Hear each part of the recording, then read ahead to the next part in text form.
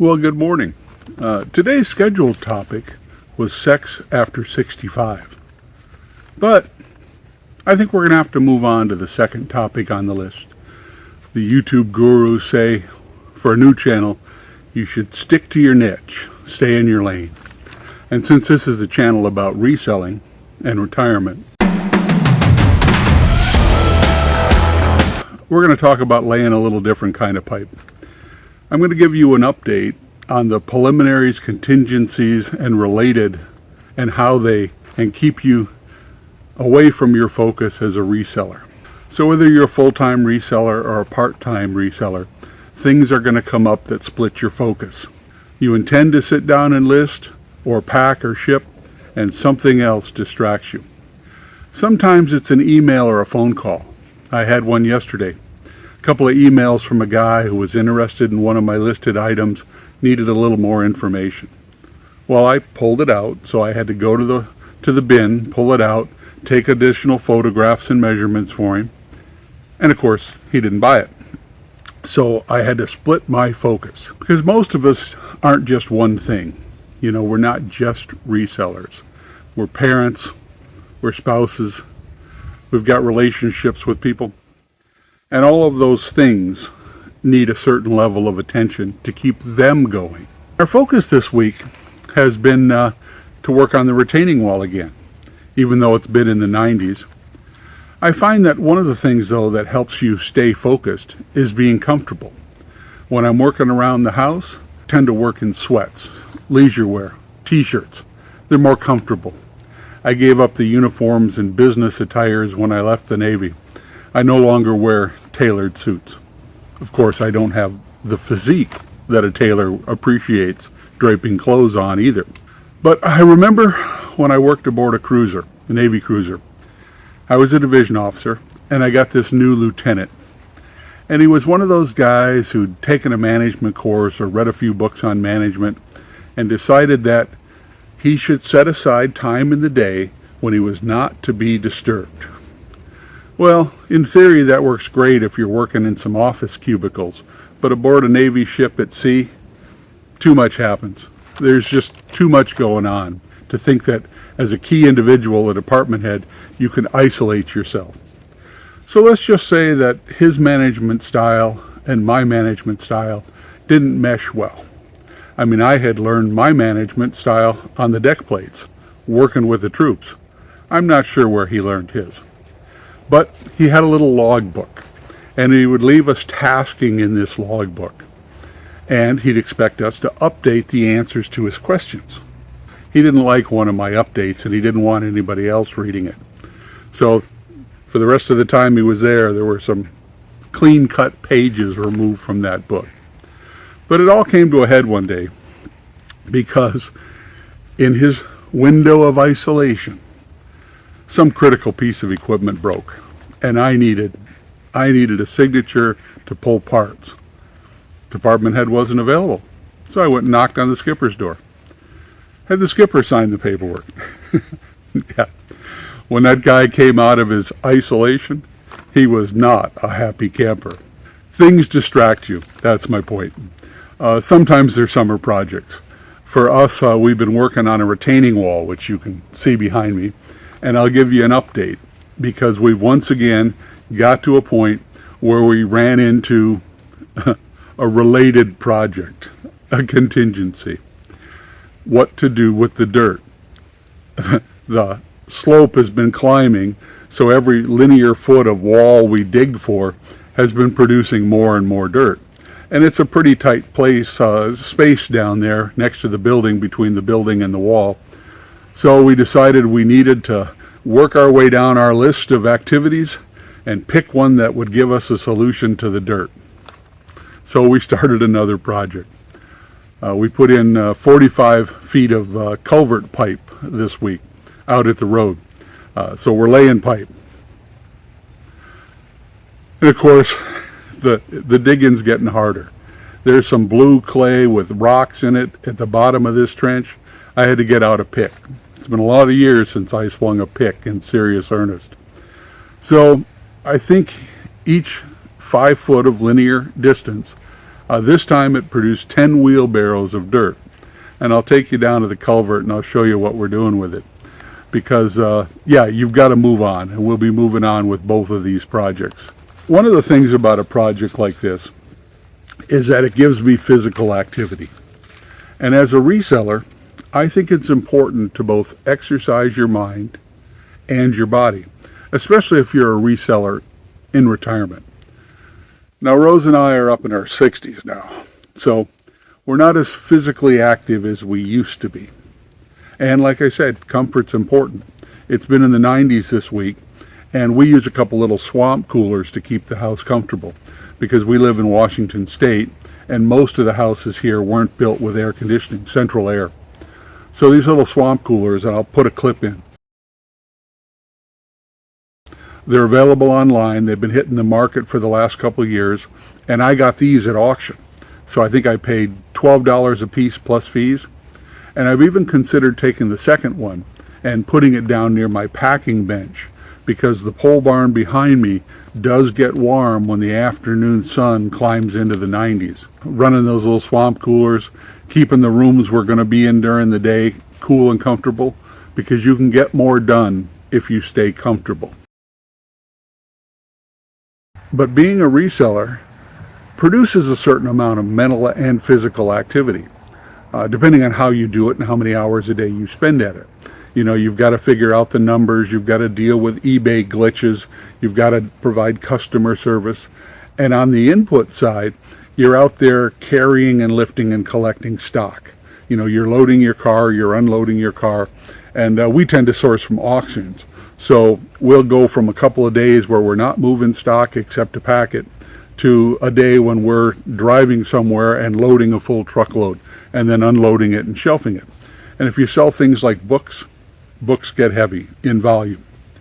So try to work your weeks, try to work your days so that you don't just sit at the desk, you know, typing or swiping on your phone. Get out and enjoy it. So we try to intermix the physical projects like this retaining wall with the mental activities of sitting in front of a computer. You sit in front of a computer too long, you'll be going to see the optometrist if that's all you do. It shortens your focal length. We tended to see that problem when I served aboard a submarine. The longest distance you can see aboard a fast attack submarine is about 40 feet before you run into a bulkhead. And there are very few places where you can even see 40 feet. After doing that for, you know, months on end, you get outside and it's almost like your eyes can't focus to see the sunset in the distance or the beach out onto the water as you want to scan the view to see the ships go by. So try to vary your day, I guess is my advice. If you get using the same muscles all the time, do something different. And I'm going to take you down and show you what we've been doing that's different. And we've been working on this one behind me, the retaining wall. And I showed it to you. I used it as a metaphor, how preliminaries, contingencies, and related activities can suck your time away from whatever you're focused on. Since the summers are so short here in the Pacific Northwest before the rainy season comes in, this wall project is a priority to finish it up. We've been needing to do it since we moved in. We've been needing to put that culvert in since we moved in. We put in the first 20 foot, must have been a few months after we did buy the place, because I couldn't back my flatbed through that narrow gate that people had put there. So my choice was remove the gate or extend the culvert. So I extended the culvert, and I can back. But the rest of the 45 feet really needed to be filled to solve the problem with having to cut the grass on the bank and to give me a place to pull off with a truck and trailer in case I needed it to stay overnight here or something. It's come with a couple of hurdles. Where it's located causes us to have to do this manually. I'd love to have gotten a backhoe in here and dug the whole bank in a matter of an hour or two and then use the tractor to carry the dirt down, but it's having to be done by hand. Now it's going to take a lot more dirt to fill that ditch after we put the culvert in than this project's going to produce, but it's got to go somewhere. And that's as good a place as any. So we took a day and we dug and set the culvert, about 45 feet of it, and now we're ready to backfill it. At the seams where the couplers are, Rose likes to wrap that area with what we call road paper. It's a heavy commercial quality felt or poly mesh material. Comes in 12-foot rolls. Now this is what road paper looks like. These happen to come from an auction that Brandy helped me do the pickup on. So when we saw the auction, one of the lots included 3 rolls of this. Now this is a felt type, but they also make a kind of a woven fabric type. But this is laid down underneath gravel roads in order to keep the gravel from sinking into the dirt and disappearing. Rose likes to use them the way people use landscaping fabric. Brandy went on an auction pickup with me because there were some things she wanted at the sale. And this was a business, it was a 2-part business, and they closed down. The front office staff was into planning. They were architects and draftsmen, and they would plan sidewalks, intersections, parking lots for the city, for commercial activities. And then in the back were the guys who actually did some of that cutting and landscape work to put those projects in. And when they sold off and shut down the business, they must have lost their contract with the city. It had some items, it had office items, it had items in the back that we thought we could use or resell. So we picked up about 3 rolls of this road paper. And it was the felt type, which is my least favorite. But for the culvert project, it'll be fine. If you're going to drive on it, I like to have the mesh paper. But the whole purpose of this paper in the big rolls, comes in 20-foot rolls too, is to roll it out and you drop the rock on top of it, and it keeps the rock from settling into the dirt or mud or whatever's underneath it. Kind of suspends it till it locks in. And I've used it on all my buildings ever since I was introduced to it 20 years ago. And it's sturdy enough that a dump truck can back over it, start to drop the gravel, and actually drive on it.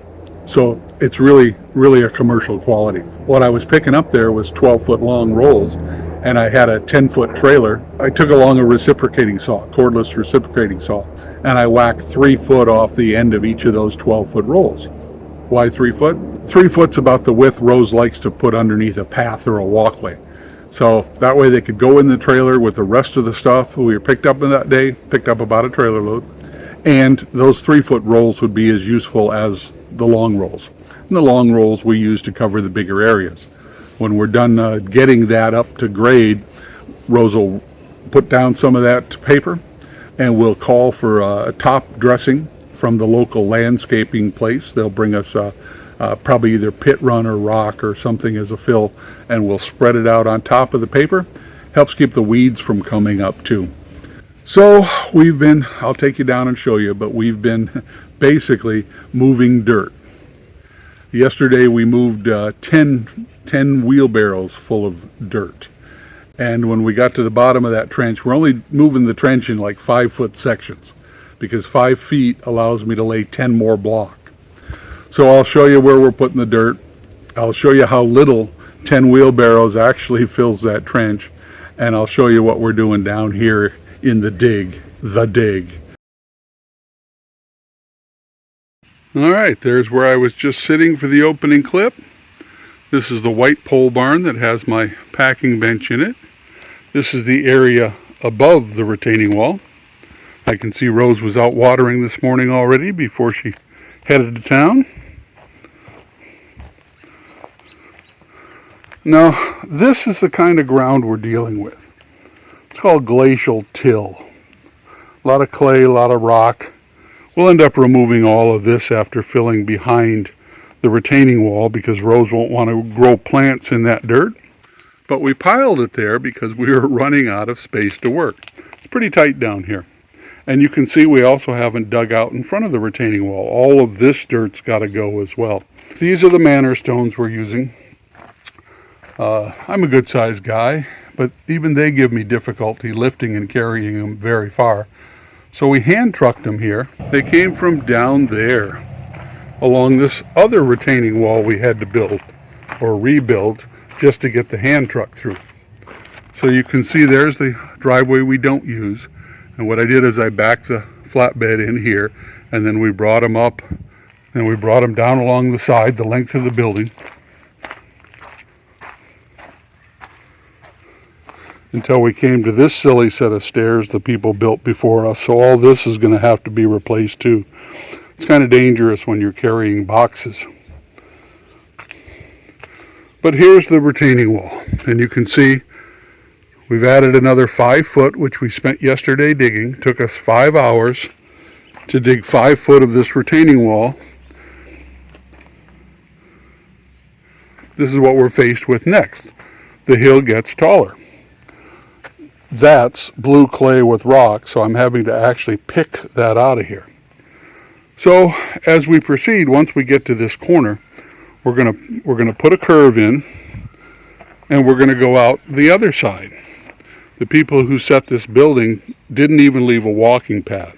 So we're gonna widen this so items can be carried along here. What we will probably do is dig the length of this out, because with the next load of rock coming in, I think what we'll do is we'll come around this side of the building and we'll stage it up here where they had this dry creek bed. And that should shorten our carry. And it'll allow us to wheelbarrow out the dirt. Instead of going the length of the back, around the corner and down the drive, we'll go out this way. And we'll make a decent walking path here, about 3 foot wide, all along the edge of this building. Because right now, the bank is eroding a bit. And you can see it caused some settling and cracking. They didn't do a real good job thinking this process through. And then of course you've got a slope here to deal with. Again, one of my least favorite things about this property is the way they developed it initially, putting a sloped driveway in. But to deal with the dirt, we've gone ahead and put in 45 feet of culvert, which will solve a secondary problem, mowing this sloped drainage area. We're going to level it across so that bark will go all the way to the road. So I got this pipe from Brad, my son-in-law. I told him, give me the pipe you've got on hand. When you get ready to do your project, which has been delayed, I'll just buy you some new pipe if we don't find some more in the interim. We had to dig down to level the pipe, and all of that digging covered this end of the pipe. The original culvert that ran under this drive was the spiral metal type culvert. So we had to couple the new style to the old style. But each of these main sections is 20 feet long. And then we like to use road paper over top of the seams, because there's usually a fitting or a splice or a coupler that hooks these together. But to keep the silt out, we put road paper on it. And then the 20-foot sections join here. So this is the dirt we brought down yesterday. This dirt and that dirt represent 10 wheelbarrows full. Because of where that dirt is located, we're pretty much having to do this with a wheelbarrow to get in around the plants and the buildings. We started using double wheel barrows at the Seebeck house. We find them to be more stable. The downside is they've got bigger buckets. So this is what we've been filling. And what you saw me show you on top of the culvert was 10 of these wheelbarrows. So it's not going very far, but it sure is hard to get out of that trench. Yeah, Rose has had to learn not to fill these completely full with sod or dirt, because even I can't push it if it's full, especially up a hill, down a path, down a hill, and out to the road to dump it over the culvert. So you can see it's going to take an awful lot of fill to top off this culvert so that we can then call for some rock. So yeah, we'd already put in 20 feet here already to extend the original culvert, because the people put that gate in there and they must not have given much thought to backing a truck and trailer in there. Now, as a reseller, full or part-time, we tend to have a lot of balls in the air. We're outsourcing, we're shipping, we're doing customer service, we're packing and shipping. Got a lot of different activities going on. Walking down the aisles, getting your exercise, I've often wondered if you put a pedometer on how many steps you'd get if you spent the day and you were the type of reseller who goes into thrift stores and you go from one store to the next store to the next store, or you're going through swap meets. I wonder how many miles you'd actually log in a given month. I don't tend to shop that way, but I get my activity, carrying and lifting, and it alternates with the sitting at the desk typing. Especially now that we're doing YouTube videos, I tend to be more sedentary than ever. So it feels good to get out and work your muscles. Even though sometimes the next day those muscles are a little bit stiff and sore, and I'll take a couple of days off from a retaining wall to go back to reselling. People who can stick to their plan, I applaud them. For us, there's way too much going on. The phone rings, or a new auction pops up, or an opportunity presents itself, and you stop doing one project and you start another. Sometimes, that's why I sometimes don't list for a couple of days in a row. And yes, it does hurt my sale. It hurts my sales, and I recognize that. But you've got to decide where your priorities are. So anyway, that's the project, that's the update. Preliminaries, contingencies, related, how they can steal your focus. I'm Brian, I'm at the lake. Go out and build a retaining wall. No, I'm just kidding. Don't build a wall if you don't need it.